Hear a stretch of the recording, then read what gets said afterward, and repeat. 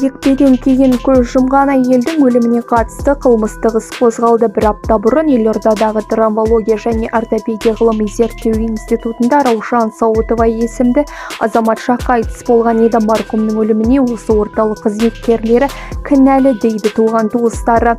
Институт мамандары өз жұмыстарына немқұрайлы қараған көрінеді.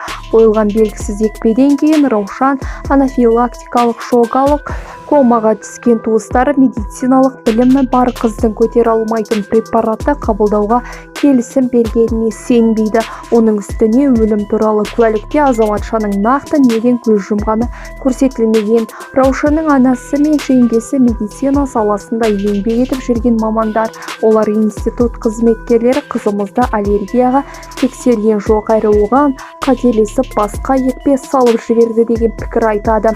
Қазір бұл фактіге қатысты қылмыстық іс қозғалып тергеу басталды.